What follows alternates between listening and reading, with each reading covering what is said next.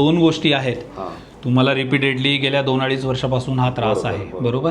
तो धार तुम्हाला कळत नाही असं मला तुम्ही जे सांगताय, धार चांगली असं लघवी पण काही अशी शिल्लक राहत नाहीये. जो त्रास आहे त्याच्यात इन्फेक्शन वगैरे असं पण काही आतापर्यंतचे रिपोर्ट्स आहेत. तुमची आता बाहेरची जो स्किन बघताय ना, तर त्याला BXO म्हणतो आपण, एक कमळीचा छोटासा आजार असतो तो. त्याच्यामुळे आतली जागा एखाद्या वेळेस बारीक असण्याची शक्यता आहे. म्हणजे लघवीची जो जागा असते, समजा ही आपली लघवीची पिशवी आहे, ओके, ही आतली जागा जी आपल्याला दिसत नाही आणि ही बाहेरची जागा. तर इथं साधारणतः कुठंतरी ब्लॉक असण्याची शक्यता आहे. पण काय होतंय की तुमची लघवी शिल्लक राहत नाही. मग ते असण्याची शक्यता आहे. त्याच्यासाठी आपल्याला 1-2 तपासण्या कराव्या लागतील, बरोबर. एक एक्सरे असतो, एक फ्लोची टेस्ट असते. फ्लोची टेस्ट म्हणजे काय, एका मशीन मध्ये तुम्हाला ते पाणी प्यायला लावतील. एकदम जास्त पण पाणी पिऊ नका, जेवढं तुम्हाला जाईल. म्हणजे साधारणतः ही अर्धी बॉटल एवढं पाणी प्यायचं. जेव्हा तुम्हाला येईल की नॉर्मल सेन्सेशन लघवीचं आलं, तेव्हा ते एका मशीन मध्ये लघवी करायला लावतात. तर त्याच्यात आपल्याला प्रेशर कळतो.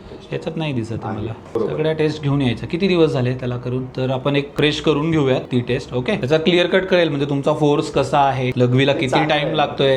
आता बाकी सगळ्या गोष्टी बघितल्या तर सगळ्या गोष्टी नॉर्मल वाटतात नुसार, पण तुमचा त्रास जो आहे तो पर्सिस्टंट आहे. तर काहीतरी रिझन असण्याची शक्यता आहे. आपण तो एक्सरे करून घेऊयात आणि ती फ्लोची टेस्ट करून घेऊया. त्याच्यात काही अडथळा आहे का ते बघून मला एकदा ट्यूसडेला भेटा तुम्ही.